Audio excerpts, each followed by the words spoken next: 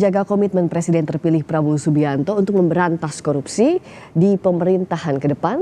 Kita berbincang dengan Wakil Ketua Umum Partai Gerindra Habibur Rahman dan Saud Situmorang, Wakil Ketua KPK periode 2015-2019. Selamat malam Pak Saud, Bang Habib. Selamat malam. Assalamualaikum. Waalaikumsalam warahmatullahi wabarakatuh. Saya ke Pak Saud dulu. Bagaimana untuk agar komitmen Pak Prabowo ini bisa diwujudkan dalam bentuk kebijakan? Apa langkah pertama yang menuju ke sana, Pak Saud, yang semestinya dilakukan? Iya, kalau saya bilang sih 100 hari pertama Prabowo, saya ada membuat di podcast saya. 100 hari pertama itu yang paling depan itu adalah membentuk tim ya. Ada 8 menurut saya urutannya. Pertama itu bentuk tim dulu, karena ini memberantas korupsi ini bukan oleh Prabowo sendiri. Di sana ada KPK, ada kepolisian, terus kemudian ada kemudian biro bagian auditing dan seterusnya. Ada pengawas internal pemerintah dan seterusnya. Jadi baru kemudian bagian akhir sampai membentuk tim yang kuat atau teamwork yang kuat. Jadi kalaupun disampaikan ada niat seperti yang disampaikan mengejar sampai ke ujung dunia sana, ya itu kan soal teknis ya. Itu urusannya KPK, biarkan aja. Prabowo harus masuk di hal-hal yang lebih taktis dan lebih strategis. Contohnya yang lebih taktis dan strategis itu, ini kan kita kemarin di BPIP ya, minggu yang lalu kita berdiskusi di BPIP, Badan Pembinaan Ideologi Pancasila itu. Yang paling utama di situ saya mengungkapkan soal etik. Ini kan etik ini di pemerintahan ini sangat jelek, sehingga kemudian muncullah konflik of interest. Bahkan orang nggak bisa paham membedakan antara, saya menyampaikan kemarin salah satu contoh ya, ada presiden merayakan menikahkan anaknya, semua menteri ikut di barisan sebagai pagar ayu, itu konflik of interest. Itu nggak boleh. Kalau di Amerika itu ada satu kantor yang namanya Government Office of Ethics yang meminimalisir segala potensi konflik. Jadi Prabowo nggak usah masuk di urusan-urusan kecil itu, dia masuk di urusan strategis, diantaranya dia menyampaikan saja indeks, saya selesai indeks persepsi korupsi di atas Malaysia, dia bilang begitu. Nah ini semua perintah, semua bekerja.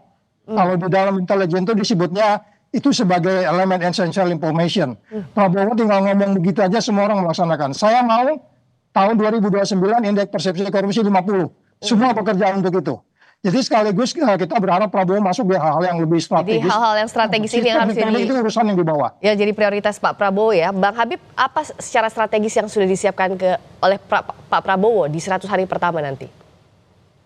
Ya, kita tidak bicara teknis ya, 100 hari atau berapa hari ya, tapi yang jelas kalau kita baca akta cita, kemudian visi, misi dan programnya Pak Prabowo, tentu kita juga membahas hal-hal yang sangat-sangat strategis malah ya, bahwa pemberantasan korupsi itu hal yang sangat-sangat penting ya untuk kita kedepankan kalau kita ingin berhasil melaksanakan program-program pemerintahan lainnya. Di antaranya sebagaimana disampaikan Pak Prabowo ketika kita diskusi menyampaikan visi misi dan program di KPK ya pada masa kampanye, saya ingat betul Pak Prabowo menyampaikan bagaimana kita memperkuat seluruh institusi-institusi pemberantasan korupsi, mulai dari KPK, Kejaksaan, Kepolisian, Inspektorat, ya, lembaga-lembaga audit, PPATK, ya, dan lain sebagainya, memang punya tupoksi yang erat kaitannya dengan pemberantasan korupsi, ya. Jadi bukan hanya memperkuat KPK, ya, yang disampaikan Pak Prabowo, tapi seluruh institusi yang terkait dengan pemberantasan korupsi. Jadi kami, ya, tentu tidak dalam posisi untuk mengedepankan gimmick harus 100 hari, harus berapa bulan. Kita kerja 5 tahun, kita ingin kerja yang sistematis. Nah, kemarin disampaikan Pak Prabowo tentu di hadapan audiens yang sebagian besar internal, beliau juga menyampaikan hal-hal yang teknis, ya, turunan-turunan dari program-program yang sistematis. Di antaranya adalah bagaimana mengejar pelaku-pelaku tindak pidana korupsi yang lari ke luar negeri. Jadi nggak ada istilah ya, kata Pak Prabowo, nggak ada istilah aman bagi mereka ya yang melakukan korupsi. Jadi makanya dikejar sampai ke Antartika begitu ya Bang Habib ya, kata Pak Prabowo. Karena kita tahu ya Pak Prabowo tentu punya jaringan yang cukup kuat ya dengan pemimpin-pemimpin negara-negara lain ya. Sehingga siapapun yang coba-coba korupsi lalu melarikan diri pastilah bisa tertangkap. Bang Kurang Habib, lebih begitu, bahasanya memang kalau ya bahasa lugas dan agak-agak kemiliteran dikit, akan kirim pasukan khusus. Bukan artinya bukannya Kopassus ya. iya. Maksudnya bukan Kopassus ya, Artinya tapi memang akan dikejar sampai lembaga yang kemanapun itu berwenang ya. kabur begitu ya Bang Habib ya. Nah tapi tadi menarik juga kalau Ya, kata Pak lembaga yang Saud berwenang. bahwa masalah etik juga ini harus jadi persoalan. Karena kita tahu misalnya KPK, pimpinan KPK tersandung kasus etik ini sudah berkali-kali terjadi di pemerintahan sekarang, di kepemimpinan KPK sekarang. Apa yang Pak Prabowo akan lakukan? Apakah revisi Undang-Undang KPK misalnya jadi salah satu jalan yang selama ini jadi kontroversi atau ada jalan lain? Kami terus menyerap aspirasi masyarakat. Ya, kami sudah punya garis besarnya, ya, garis besar dalam konteks kerja-kerja besar selama 5 tahun. Tapi kami terus menyerap aspirasi masyarakat, hal-hal mana yang perlu dibenahi. Ya, termasuk yang disampaikan Pak Saud tentu akan kami kami cermati, kami pelajari, dan seperti apa nanti tindak lanjutnya. Jadi revisi Undang-Undang KPK atau tidak sudah jadi pertimbangan Bang Habib? Semua masukan masyarakat, apakah yang menginginkan revisi atau ada pertimbangan-pertimbangan lain, ya, tentu akan menjadi masukan. Seperti halnya misalnya kemarin rapat kerja kami terakhir Komisi 3 DPR RI dengan KPK dan Dewan Pengawas. Ada dalam 2 rapat kerja yang berurutan harinya ya, tapi berbeda mitranya. Satu pertama dengan Dewan Pengawas, yang kedua dengan pimpinan KPK. Memang ada juga kebutuhan ya, karena revisi ya, karena memang sepertinya banyak hal-hal yang memang diatur belum jelas dalam undang-undang yang saat ini. Namanya undang-undang itu selalu memerlukan perbaikan ya. Selalu undang-undang apapun. Tidak menutup kemungkinan termasuk Undang-Undang KPK, meskipun itu tadi kata Bang Habib masih masukan. Kalau Pak Saud, apakah ini harus jadi pertimbangan? Karena kalau kita tahu setelah ada revisi Undang-Undang KPK, itu pimpinan KPK tersandung kasus berkali-kali. Apakah itu yang jadi salah satu pangkalnya, Pak Saud? Ya, yang dirusak dari perubahan undang-undang itu kan nilai ya. Nilai itu yang dirusak gitu. Jadi kalau Anda merusak nilai, mau dikasih apapun itu umpamanya yang sifatnya teknikal, dia nggak akan membuahkan apa-apa. Nah, oleh sebab itu dia harus dikembalikan ke nilai yang sebelumnya, yang disebut di bawah undang-undang sebelum Undang-Undang 19 itu, sehingga kemudian nilai-nilai yang 9 nilai di KPK itu, dan kemudian nilai organisasi yang disebut sebagai religious integrity, kepemimpinan, profesionalisme, dan keadilan itu muncul kembali. Jadi saya pikir itu sebuah keharusan. Mas Habib, saya bilang 100 hari pertama itu bukan berarti kemudian 5 tahun nggak kerja. Maksud saya itu 100 hari pertama itu nanti akan jadi indikator bahwa sebenarnya Prabowo ini serius gitu. Begitu dia masuk kantor, dia panggil semua, gua mau ini. Nah, itu akan menjadi baik. Dan ini omongan kita pegang selama 5 tahun. Kan kita sudah mendengar janji-janji presiden yang sekarang ini. Dia akan lipat anggaran, akan begini, begitu, begono. Nggak ada kan. Jadi maksud saya hati-hati kalau mau bikin statement-statement untuk kemudian itu direalisasikan. Sehingga orang bikin jadi hopeless, dan kemudian orang makin karatan. Undang-undang itu udah pasti. Dan ya, kelihatan Mas Habib juga udah ngelihat gimana kemarin antara Dewas dengan yang Habib bilang itu opung dengan pimpinan KPK-nya, gimana mereka berdebat. Bahkan mereka nggak bisa menjabarkan sendiri tugas komisi etik itu apa. Ya Dewasnya itu, dia nggak bisa jabarin. Mereka bingung. Yang mereka bilang problematik. Jadi memang nanti mungkin Mas Habib kalau udah masuk, kalau masih di Komisi 3, baik-baik lagi pelan-pelan dilihat itu undang-undang KPK itu. Daftar isian masalahnya dilihat lagi pelan-pelan. Kemudian kalau kemudian Prabowo selesai 2029, indeks persepsi korupsi di atas Malaysia, kita sekarang 34, Malaysia 50, itu keren. Itu keren, saya bilang pasti keren. Dan itu akan menjadi legacy yang baik buat Prabowo tentunya. Jadi daripada sekedar ngejar-ngejar ke ujung dunia, itu urusan penyidik, udah biarin aja. Prabowo masuk aja di tempat yang lebih strategik. Kita siap bantulah di situ. Oke. Bang Habib tadi masukannya Pak Saud soal regulasinya diperhatikan betul dimnya, misalnya Undang-Undang KPK. Ya itu yang saya sampaikan ya, undang-undang apapun tentu kita cek ya apakah memerlukan perbaikan atau tidak. Kami juga sudah mendapat masukan baik dari Dewas maupun dari pimpinan KPK ya soal undang-undang tersebut, dan termasuk dari Pak Saud, dari pihak-pihak lain ya. Kami akan membuka seluas-luasnya aspirasi publik. Ada satu lagi soal RUU perampasan aset. Ini jangan sampai hanya jadi gimmick saja. Bang Habib, bagaimana agar Pak Prabowo betul-betul melanjutkan soal ini yang sudah dibahas di masa pemerintahan Pak Jokowi tapi belum juga diketok palu? Ya, apapun ya, mau undang-undang perampasan aset, pembatasan uang kartal, itu kan akan melalui proses ya. Kami ya namanya proses pembangunan hukum ya, penyusunan undang-undang kan sumbernya dari masyarakat. Seperti apa masukan dari masyarakat, lalu diproses di prolegnas ya, lalu dibahas oleh fraksi-fraksi di DPR bersama pemerintah.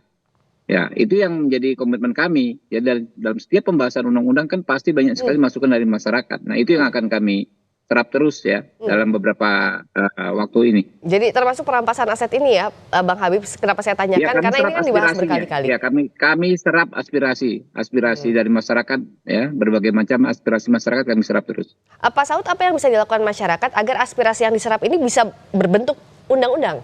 Tidak hanya ditangkap saja, tidak hanya disaring saja masukan dari masyarakat.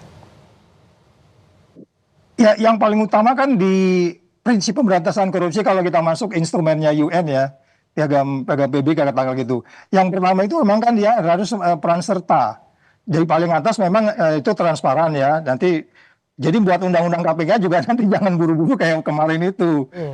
Jadi biarin aja masukan transparan, terus dibuat secara bertanggung jawab, ada urutannya, accountability-nya, baru kemudian tidak ada konflik of interest. Kemarin kan undang-undang itu sangat syarat dengan konflik of interest. Baru kemudian peran serta masyarakat diajak. Nah, nanti di sini kecurigaannya kan tipis. Biarin aja orang mau ngomong apa, ngomong aja, nanti kan di daftar isian masalah pasti Mas Habib lebih paham lah di situ. Bagaimana menghimpun membenari daftar isian masalah itu. Sehingga kemudian ketemu undang-undang yang benar itu bukan di bebannya Gerindra atau di bebannya Prabowo, di bebannya negara gitu loh. Kalau kemarin itu kan kita coba lihat, sudah ada hampir 40 orang tokoh ketemu di istana menghadap Jokowi. Dia ngomong ya nanti akan bikin perpu. Ternyata perpunya nggak keluar gitu kan. Jadi maksud saya peran serta orang-orang yang saya sebut sebagai wisdom crowd. Pastilah orang di luar sana yang jutaan jumlahnya itu lebih bijaksana dari kita yang bertiga pada malam hari ini sekalipun. Ya belum tentu saya lebih baik juga gitu. Pasti ada tokoh-tokoh perguruan tinggi yang paham membedakan memberantas korupsi antara Anglo-Saxon dengan prinsip yang lain dan lain-lain. Itu mereka biarkan saja masuk dengan kajian-kajian itu sehingga kemudian kita ketemu sebuah undang-undang yang benar-benar jauh dari konflik of interest dan memang harus membawa perguruan tinggi join masuk ke dalam. Mereka detail loh. Sistem-sistem memberantas korupsi dengan Anglo-Saxon itu begini, dengan ini begini. Itu diajak ke dalam sehingga kemudian peran serta yang disebut sebagai standar-standar pemberantasan korupsi peran serta masyarakat dalam melalui civil society ikut di dalamnya, itu akan membuat keren pemerintahan ini. Kita yakin di situ. Bang Habib, apa tadi yang kanal yang disiapkan oleh Pak Prabowo agar masukan tadi seperti yang Bang Habib akan diserap aspirasi masyarakat ini bisa diwujudkan dengan bentuk undang-undang dari masukan masyarakat itu? Ya, makanya kita kan harus jalankan prosesnya semua, ya. Kita buka seluas-luasnya mungkin kesempatan bagi masyarakat untuk menyampaikan aspirasinya ya, baik melalui DPR maupun melalui pemerintahan. Nah, itu yang terus kami lakukan sampai saat ini. Pak Prabowo kemana-mana, bahkan bukan hanya di Indonesia, keliling dunia juga belanja masalah ya. Karena sebetulnya kan walaupun kita sudah punya visi misi program, tapi kan untuk implementasinya kan kita tetap perlu diskusi ya. Secara logika politiknya ya, kalkulasi politiknya kan kami mengajukan kepada rakyat proposal yang namanya visi misi program. Oke? Termasuk di dalamnya soal pemberantasan korupsi dan kami mendapatkan mandat. Tapi untuk implementasinya ya, secara teknis yang lebih detailing tentu kami memerlukan lagi masukan dari masyarakat. Kami perlu diskusi dengan masyarakat gitu.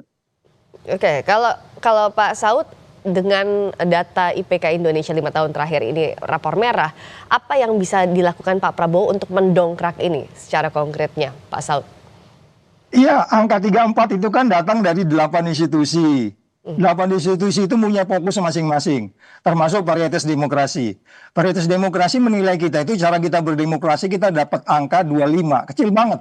Dari 1 sampai 100, dari 8 institusi itu ya. Ada World Justice Project dan seterusnya. World Economic Forum, Intelligence Unit dan seterusnya. Salah satunya Varietas Demokrasi yang kita dapat 25. Jadi ini nanti secara simultan Prabowo harus di kepalanya itu memikirkan 9 institusi ini, kenapa kita dapat angka 34, supaya kita naikkan satu-satu.